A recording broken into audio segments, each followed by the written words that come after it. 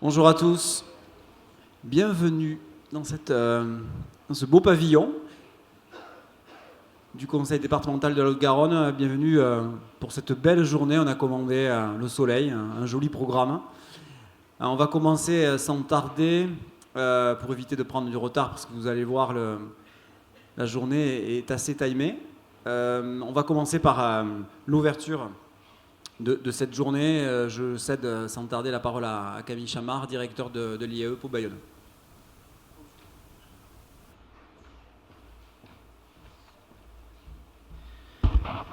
Bonjour à toutes et à tous. Alors bienvenue au nom du président de l'Université de Pau et des Pays de l'Adour qui m'a demandé de le représenter puisqu'il était pris par d'autres obligations, donc il n'a pas pu venir. Soyez bienvenus, vous êtes très nombreux, je crois qu'on bat un record aujourd'hui de participation pour ces EIT. Bienvenue aussi au nom de l'IAE que je dirige. L'IAE, c'est donc une école universitaire de management qui forme à la gestion des étudiants et des personnes en formation continue sur des masters. Alors, ces EIT sont organisés par la chaire Optima. Je ne sais pas si un gâteau d'anniversaire est prévu, mais la chaire a 5 ans aujourd'hui, ou en tout cas dans les prochains jours. Donc 5 ans, c'est pas rien. Quand on connaît un peu le monde universitaire, les choses qui tiennent sont rares.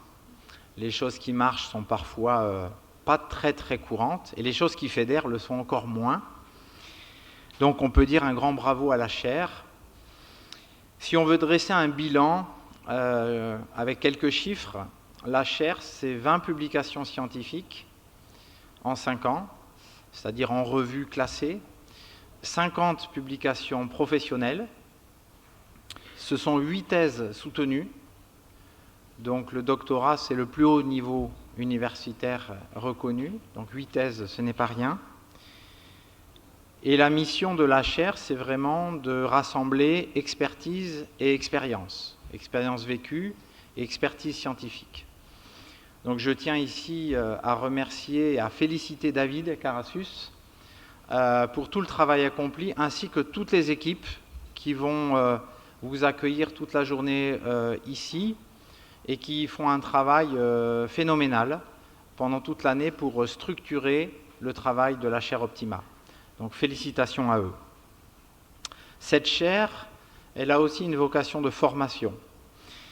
Vous allez voir d'ici quelques instants un petit film, un petit teasing, comme on dit à la française, qui présente une nouvelle formation en e-learning, et qui permettra de réaliser un master en innovation au sein des collectivités territoriales. Donc la chaire a aussi cette vocation à tisser des ponts, des liens entre la formation et la recherche. Et ce master, ce nouveau master en e-learning aura cet objectif et les inscriptions sont désormais ouvertes. Donc n'hésitez pas à vous renseigner si ce n'est à candidater. On a déjà innové il y a quelques années en proposant ce master management des collectivités locales en apprentissage. Et les collectivités territoriales de très nombreux territoires ont répondu présentes et ont réellement joué le jeu de nous accompagner en prenant des apprentis en master au sein de leur collectivité territoriale. Et c'était déjà à l'époque une innovation parce que l'apprentissage en collectivité territoriale était rare. Donc ce master a été déjà une forme d'innovation en matière de formation. Alors cette journée est placée sous le titre de « Quel manager territorial ?» dans un contexte d'innovation. Alors je ne vais pas du tout rentrer dans le contenu de la journée, mais cette journée s'inscrit dans cette volonté d'offrir un espace de rencontre, un espace d'échange entre l'université et les collectivités territoriales. L'idée, c'est justement de nous nourrir les uns les autres de ces rencontres, de ces travaux. Et il y a un adage connu qui dit « un homme d'action doit penser et un homme de pensée doit agir ». Et je pense que ça résume un peu notre objectif ici. L'action sans la pensée n'a pas beaucoup d'intérêt et la pensée sans action n'a pas beaucoup d'aboutissement non plus. Donc je pense que cette journée doit nous permettre de nous connaître, d'échanger, d'instaurer peut-être des complicités qui déboucheront sur des travaux plus aboutis, des collaborations plus pérennes. C'est tout ce qu'on peut souhaiter aux EIT 2019. Je vais nous souhaiter de bonnes séances de réflexion, mais aussi de convivialité, parce que c'est quand même plus sympa de travailler dans une bonne ambiance. Donc on espère travailler sérieusement, mais dans une ambiance conviviale. Bonne journée de travail.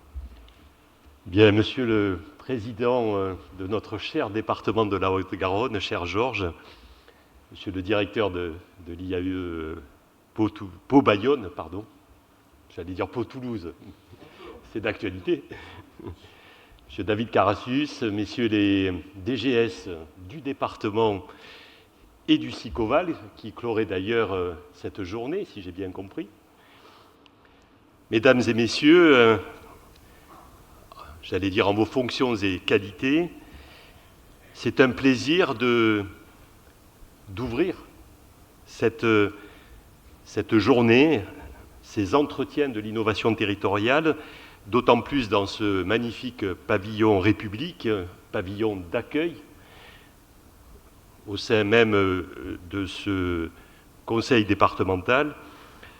Alors ces entretiens de l'innovation territoriale ont lieu pour la première fois à Toulouse, en partenariat avec le SICOVAL et le département de la Haute-Garonne. C'est un honneur pour le SICOVAL, sachez-le, et sont organisés par la chaire Optima, qui nous est chère, partenaire important de notre communauté d'agglomération du sud-est toulousain. Alors, bien évidemment, ce lieu me permet de vous rappeler le rôle important du département, un rôle indispensable en matière de solidarité territoriale, mais surtout de développement de notre territoire en ce qui nous concerne, mais de nos territoires, et donc qui préside aussi à notre avenir. Le département est, j'allais presque dire, le partenaire majeur des territoires, ce qui est particulièrement vrai en Haute-Garonne, et surtout le dernier rempart, c'est comme ça que nous le ressentons, contre les inégalités, contre la pauvreté des territoires, mais aussi la pauvreté des populations, en faveur effectivement de sujets majeurs. Certains nous préoccupent particulièrement, la santé, la question aussi de la dépendance, et à cet égard, nous avons nous-mêmes avec le département des initiatives fortes en matière d'innovation, et c'est pour ça effectivement que je cite ces sujets. Des compétences du département, par là même celles qui visent effectivement à travailler sur du concret dans les territoires, sont source d'innovation sociale, je l'ai mentionné, technologique, managériale, d'innovation territoriale au sens large du terme, et les partenariats d'ailleurs avec le SICOVAL le démontrent chaque jour. J'ai dit innovation territoriale, c'est bien ce qui caractérise, vous le savez aussi, la collectivité SICOVAL, et c'est pour ça que je profite effectivement de cette opportunité qui m'est laissée de vous parler pour montrer à quel point le travail que nous avons conduit avec la chaire Optima depuis 2016 a été extrêmement important pour notre communauté d'agglomération. Le SICOVAL a connu, comme beaucoup d'intercommunalités, une période de changement, de restrictions aussi. Ces changements ont été à la fois conjoncturels et nous les avons voulus structurels, y compris dans notre relation avec les habitants qui sont de plus en plus en attente de services publics, ils l'ont rappelé, ils le rappellent en permanence, mais aussi en attente de plus de transparence sans doute. Et donc le SICOVAL a amorcé en fait une mutation profonde, une transformation importante afin de relever ces défis. Et donc, il a été question, effectivement, de revoir notre propre organisation, l'organisation de nos services, l'organisation de notre gouvernance politique, dans une logique de performance et d'efficience, il faut le dire, et aussi en adéquation avec de nouvelles priorités politiques. Et la chaire Optima, comme je vous l'ai dit, depuis plus de 3 ans, nous accompagne dans notre réflexion. Il y a eu un moment très intense. La chaire Optima est rentrée dans l'intimité du SICOVAL pour mettre en place des outils de suivi, de pilotage, impulser de nouvelles pratiques dans la gestion des ressources et des moyens de la collectivité que je représente. Améliorer le dialogue de gestion en développant l'évaluation des politiques publiques, aider à la détermination du bon niveau de qualité en matière de services, favoriser la montée en compétence de l'ensemble des cadres, qui sont nombreux, du SICOVAL dans cette salle, et je les remercie pour leur présence, c'était important pour nous, et permettre aux élus de faire des arbitrages dans un contexte, vous le savez, plus contraint que par le passé. Le travail mené avec la chaire Optima nous a conduit à réaliser 2 chantiers importants. Je vais les citer, je ne vais pas rentrer dans le détail. La mise en place d'un référentiel de nos politiques publiques, et le SICOVAL développe énormément de politiques publiques, cela se compte par centaines, et donc il a fallu effectivement travailler sur nous-mêmes pour clarifier, et cela a fait l'objet d'ailleurs d'une traduction dans un document qui nous permet d'être encore très actifs dans cette dernière année de mandat, là où d'autres pensent déjà à d'autres temps, dans un document donc, que nous avons appelé Cap politique 2018-2020, qui se décline actuellement dans les services et surtout qui fait l'objet de mise en place d'indicateurs d'évaluation, puisque nous sommes en permanence dans le souci d'apporter à notre territoire et à nos concitoyens des éléments objectifs d'évaluation de nos propres politiques. Et puis le deuxième sujet, c'est la refonte de la gouvernance politique du SICOVAL, qui d'ailleurs fait l'objet aujourd'hui de présentations, y compris au niveau national et particulièrement au niveau de l'Assemblée des communautés de France.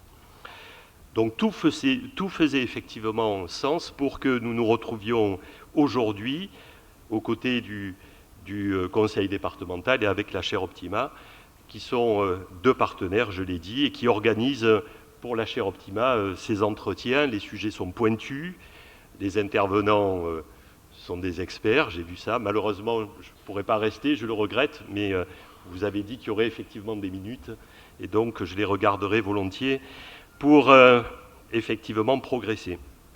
Le contexte est celui de l'innovation, et aujourd'hui, effectivement, je souhaite réaffirmer le rôle majeur dans la proximité, qui est celui de nos collectivités qui agissent au quotidien, avec le département en complémentarité aussi d'action, avec des capacités qui sont les nôtres, mais aussi des capacités d'adaptation pour développer nos propres territoires au bénéfice de nos concitoyens, sur une aire métropolitaine qui mérite justement qu'on y regarde de près, qu'on vise à ne pas s'éloigner du terrain, et la chaire Optima nous y a bien aidés, et je l'en remercie.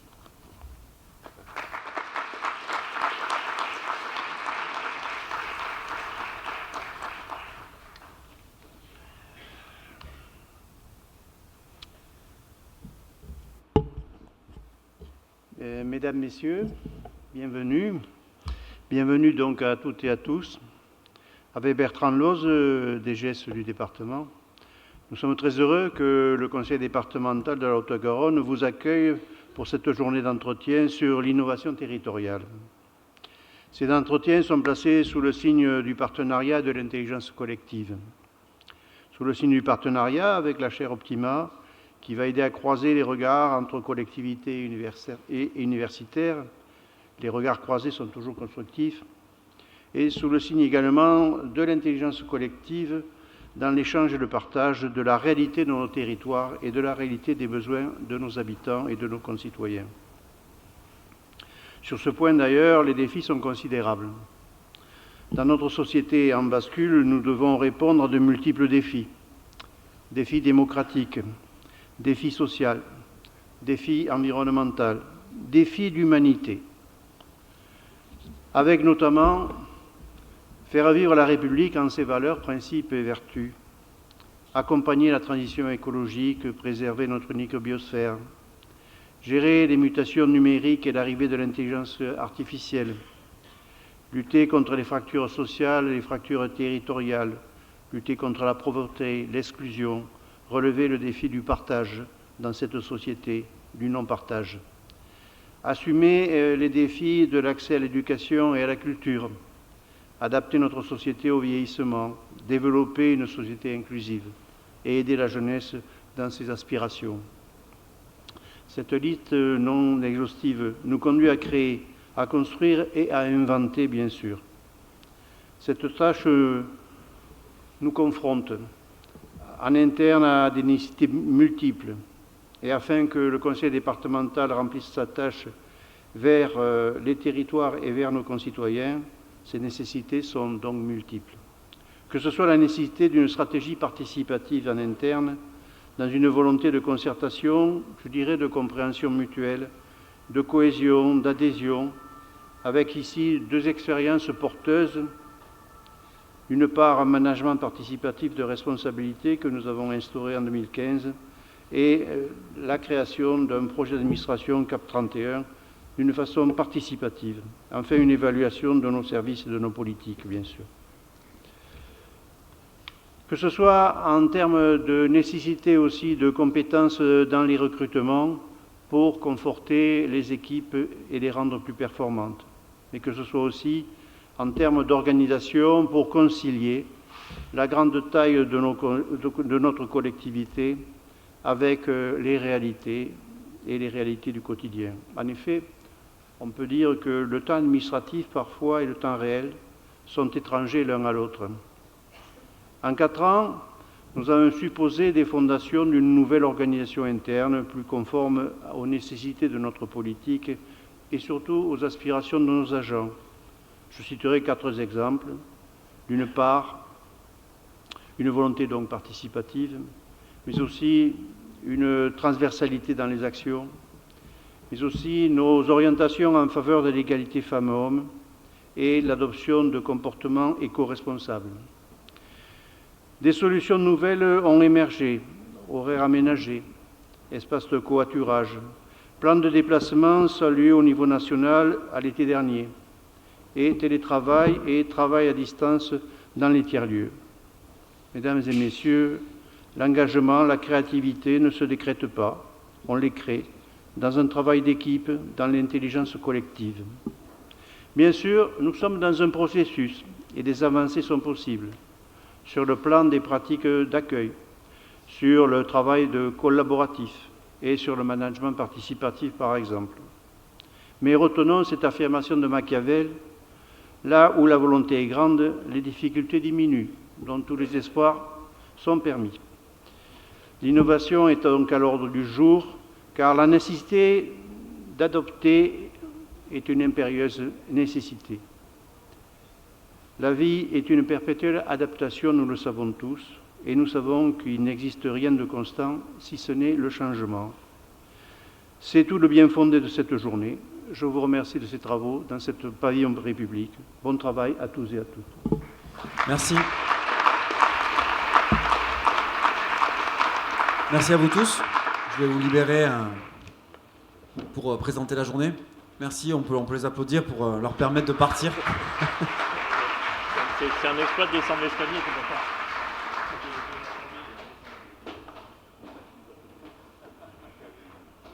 Merci pour cette ouverture. Quelques mots d'introduction pour vous présenter cette journée d'aujourd'hui. Après cette ouverture, quelques mots très rapides sur la chaire pour ceux qui ne nous connaissent pas. Elle a été évoquée de nombreuses fois. Mon directeur a évoqué son anniversaire. C'est vrai que c'est une structure relativement originale en France, puisqu'on était la première et on est toujours la seule structure de mise en relation finalement des problématiques empiriques et théoriques et conceptuelles à travers justement ces regards croisés entre praticiens et universitaires. C'est une aventure qui marche plutôt pas mal de notre point de vue. les résultats que l'on a annuels liés à notamment votre participation à ce type de journée montrent aussi la nécessité de mixer les discours, les analyses entre des visions universitaires, souvent hors sol, et des visions plutôt pratiques. Et croiser les regards nous permet d'avancer ensemble à la fois sur des problématiques scientifiques, mais aussi sur des problématiques très concrètes et opérationnelles. Donc on continue notre aventure depuis quelques années. Pas mal de contrats d'accompagnement ont été signés sur ces années, puisque la chaire est financée par les collectivités. Et c'est comme ça que notamment des jeunes chercheurs, dont certains sont ici aujourd'hui, peuvent être financés pour réaliser des recherches doctorales. Donc je vous remercie d'être présent une nouvelle fois cette année sur Toulouse, après avoir été l'année dernière à Biarritz, l'année d'avant à Bordeaux et l'année d'avant à Pau. On vous dira d'ailleurs en fin de journée où on sera l'année prochaine. Vous aurez le plaisir de venir nous voir par un joli temps, courant mai, entre deux ponts, sur un jeudi, puisqu'on a l'habitude de faire ça le jeudi. Quelques mots sur les partenaires, puisque la chaire, on le disait, est financée à la fois par des collectivités, mais aussi par des structures privées qui sont partenaires, elles aussi, de collectivités qui s'intéressent et qui agissent sur ces marchés. Donc j'ai évoqué ici quelques partenaires. Je citerai les partenaires récents, notamment Saint-Paul-les-Dax, avec qui on travaille justement sur la mise en place d'une politique autour de l'innovation territoriale, ou d'autres partenaires comme le département du Gers, avec qui on vient de terminer une collaboration sur l'amélioration des politiques sociales. Et je sais que pour un département, les problématiques de pilotage des politiques sociales sont quand même très sensibles, notamment dans la connexion entre les directions centrales et les directions territorialisées. Donc il y a pas mal de problématiques de coordination, d'animation et de partage de sens et des valeurs à travers des démarches de pilotage et de gouvernance multipartenariale. Donc on continue à travailler sur ces problématiques-là avec des partenaires. Je citerai un partenaire privé, Adélis, qui continue à croire en nos travaux sur des problématiques là autour de pilotage de la masse salariale. Voilà, donc on a plusieurs partenaires qui continuent à en croire en nos travaux. Je profite aussi de ce temps introductif pour remercier les gens qui ont participé depuis 6 mois à l'organisation de cette journée, qui prend quand même pas mal de temps au final quand on regarde. Alors aujourd'hui, tout va être bien. Je pense que tout va bien se passer, mais il y a quand même beaucoup de travail pour que ça se passe bien. Et donc je remercie les personnes qui sont ici visées. Je n'ai cité malheureusement que les personnes de la chaire Optima. J'ai totalement oublié, je m'en excuse, Jennifer Linès du département 31 et toutes les équipes, notamment logistiques, qui sont là aujourd'hui, Mathieu à la régie en particulier. Voilà, donc il y a beaucoup de gens qui ont été associés à cette journée. Et si vous en croisez un certain nombre, dont Mélina Germain, que j'ai mis en premier là sur le diaporama, qui est incontournable pour la chaire, notamment sur la partie communication, logistique, organisation.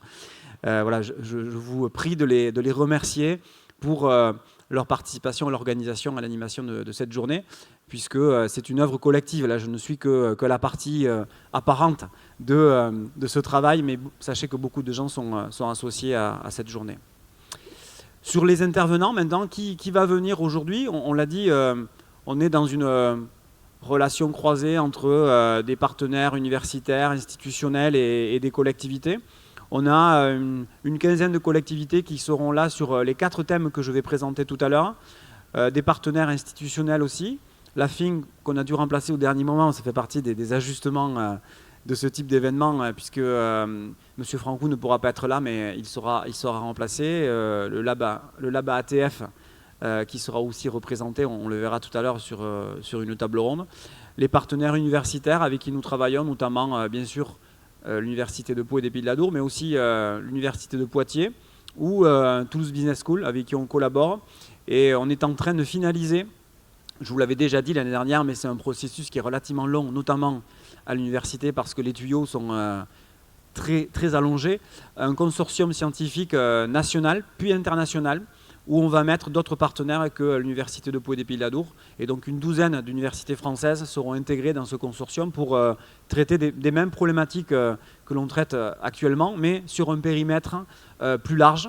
sachant qu'à horizon 2021, on intégrera des partenaires universitaires étrangers, mais aussi des collectivités étrangères, parce que ces problématiques-là d'innovation territoriale ne concernent bien sûr pas que les collectivités françaises. Donc il est aussi intéressant d'aller chercher des solutions ailleurs, dans d'autres pays, qui ont des regards un peu différents, des modèles de réflexion aussi complémentaires des nôtres. Et l'idée, c'est aussi veiller à connaître un peu mieux ce que font les collectivités à l'échelle internationale pour nous-mêmes pouvoir être en capacité de proposer des solutions adaptées à nos propres terrains. Donc ça, on le fera dans un périmètre qui est 1 à 2 ans et je vous tiendrai au courant au fur et à mesure de nos avancées. Qui est présent aujourd'hui? Donc j'ai beaucoup de logos ici. Qui est présent beaucoup de gens du département de la Haute-Garonne, bien sûr. Donc on a à peu près 80 personnes ici du département, sachant qu'a priori la salle était complète. On a clôturé les inscriptions il y a à peu près 15 jours. Donc on est plus de 300 ce matin. J'espère qu'on le restera toute la journée. Avec pas mal d'agents du département, bien sûr, de par la proximité. Pas mal du Sicoval aussi, une 50aine. Et ensuite, d'autres acteurs que l'on voit ici, Ville et Agglo de Pau, Ville de Montauban, Ramonville. Je ne citerai pas tous les autres parce que beaucoup de gens sont venus de manière individuelle. Donc il y a beaucoup de personnes qui sont là représentées à travers ces logos. Mais c'était pour dire aussi la richesse des collaborations. Bien sûr, pas mal de gens du territoire, mais aussi beaucoup de collectivités qui nous viennent d'ailleurs. Et notamment dans les présentations que l'on fera sur les différentes tables rondes. Pour finir cette introduction, vous présenter le kit que l'on vous a mis à disposition. Alors ce kit, je vais le prendre. Vous avez déjà un joli tote bag que vous allez pouvoir utiliser le week-end pour aller faire vos courses. Comme ça, vous ferez de la pub pour l'événement. À l'intérieur, vous avez pas mal de choses. Je ne vais pas tout détailler. Mais au-delà des petits cadeaux, vous avez une balle anti-stress Haute-Garonne au passage. Enfin, ça pourrait être utile. Vous avez le programme de la journée, bien sûr. Vous avez des plaquettes des partenaires. Vous avez aussi des post-it. Vous penserez à nous en semaine quand vous aurez du travail à réaliser. Voilà, vous collerez des post-it Optima. Vous avez aussi pas mal d'éléments, des plaquettes sur ce qu'a évoqué tout à l'heure Camille Chamard, c'est-à-dire le master management des collectivités, qui peut vous intéresser soit à titre personnel, puisque vous pouvez suivre la formation en formation continue, mais aussi qui peut vous intéresser parce que vous pouvez prendre des apprentis. Il y a pas mal d'étudiants qui sont là aujourd'hui, qui sont intégrés dans des collectivités sur des schémas alternés, 1 semaine de cours, 3 semaines de terrain. Et l'idée, c'est que vous pouvez aussi accueillir des étudiants. Il y a dans ce tote bag aussi un élément relativement important qui nous a pris beaucoup de temps, la revue du gestionnaire public, qui est un partenaire de la chaire. J'en suis le co-directeur scientifique. Et c'est une revue en fait qui, tous les trimestres, donc il y a 4 numéros par an, recense les bonnes pratiques, plutôt des collectivités locales. Donc c'est une revue pas du tout universitaire dans l'âme, mais plutôt opérationnelle, assez pragmatique, et qui fait des retours d'expérience sur des cas de collectivités qui communiquent sur des sujets liés bien sûr au management public.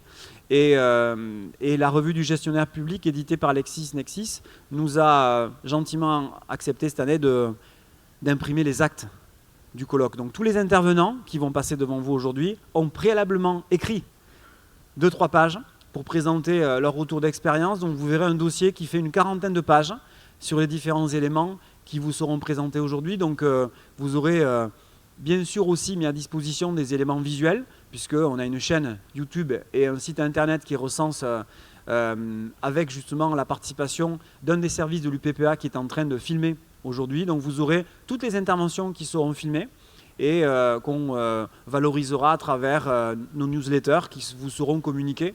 Donc vous pourrez retrouver toute la journée en mode numérique, mais aussi vous aurez un mode papier, puisque on tient aussi au mode papier. Donc ce numéro recense toutes les interventions qui vont être réalisées aujourd'hui. Un dernier mot avant de présenter le plan de la journée.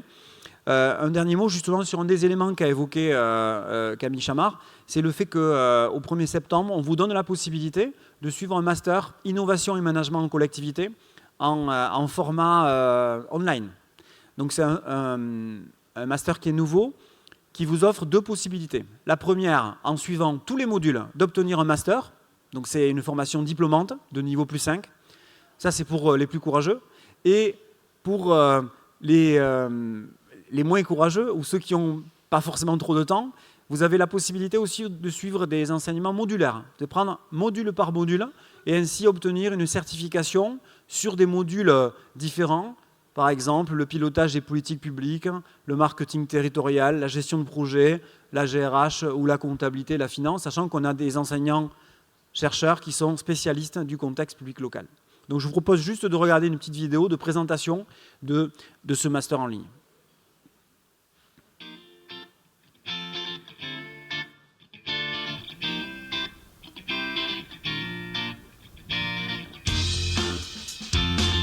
Venir à l'université de Pau et Pays de la Dour, c'est faire le choix d'une université de taille humaine dans laquelle vous allez pouvoir vous exprimer en français, en anglais et en espagnol. C'est aussi rejoindre l'IAE Pau Bayonne et notamment son équipe qui depuis plus de 20 ans travaille sur les problématiques des collectivités territoriales en France et à l'étranger.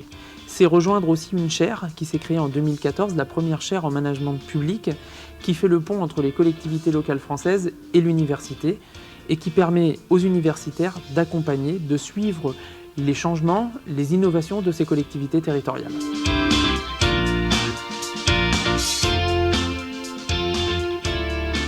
Suivre une formation à distance, pour vous, c'est la possibilité de concilier votre vie personnelle et votre vie professionnelle avec une formation en management de haut niveau, puisque vous allez pouvoir suivre à votre rythme l'ensemble des enseignements qui vont vous permettre de décrocher votre master. Mais n'ayez pas peur, vous allez être suivi pendant cette formation, vous allez bénéficier d'un accompagnement particulier par les équipes techniques qui vont vous aider dans vos démarches, dans la possibilité de déposer un fichier, de recevoir les vidéos.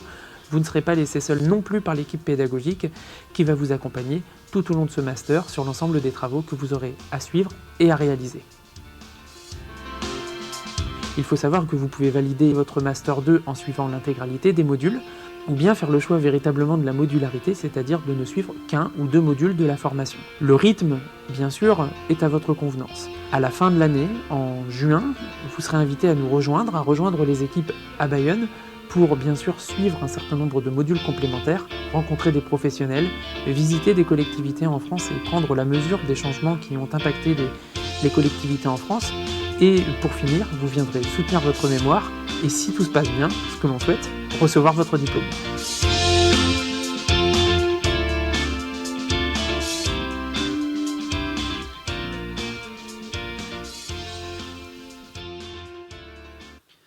Une petite vidéo pour vous donner envie de venir dans ce type de master en ligne. Donc vous ne ferez pas d'aviron, hein, comme vous l'avez vu sur la vidéo, mais bon, voilà, il y a des trucs sympas à faire quand même en ligne. Alors, quelques mots pour terminer sur le programme de la journée. Donc, on a, comme prévu, avec un poil de retard, mais pas beaucoup, on va commencer la première table ronde, qui est prévue à 9h15, donc on a tenu le timing, avec un premier thème qui va tourner autour du management par les usages, ou par les usagers. L'idée, on va le voir ici, est d'intégrer les usagers dans la production du service public, dans la réflexion amont à la mise en place d'un service public.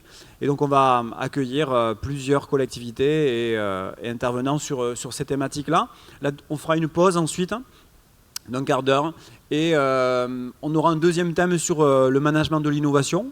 Quels sont les dispositifs, l'écosystème qu'il faut mettre en place dans une collectivité pour piloter l'innovation. Parce que même si ce thème, c'est vrai qu'on en parle depuis pas mal d'années, mais concrètement, ça ne se décrète pas, l'innovation. Il faut mettre en place des éléments pour que la collectivité aussi puisse se réformer. Donc là, c'est plutôt un thème autour des process, des dispositifs qu'il faut mettre en place pour que l'innovation puisse pénétrer finalement les collectivités, et notamment le comportement des acteurs qui sont, on le verra, pas forcément ouverts de manière naturelle à la question de l'innovation.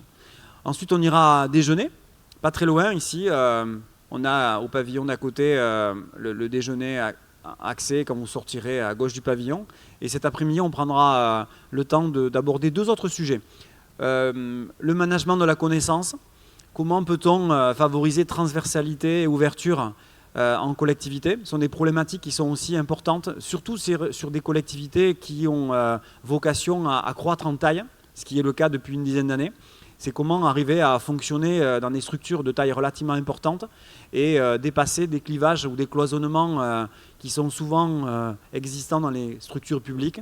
Et l'information ou la connaissance peut être un moyen justement de dépasser ces clivages un peu structurels. On le verra à travers cette table ronde numéro 3. On terminera par un autre et le dernier thème d'actualité, tous le sont, un thème autour du management agile et libéré.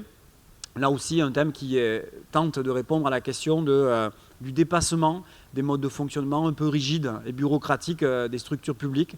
Et on essaiera de voir là aussi des cas de collectivités qui tentent de dépasser ces difficultés et proposer d'autres systèmes, un nouveau paradigme finalement de management autour de ces problématiques de management libéré. Donc ces 4 tables rondes, on aura des présentations, des regards différents avec des intervenants à la fois praticiens et à la fois universitaires.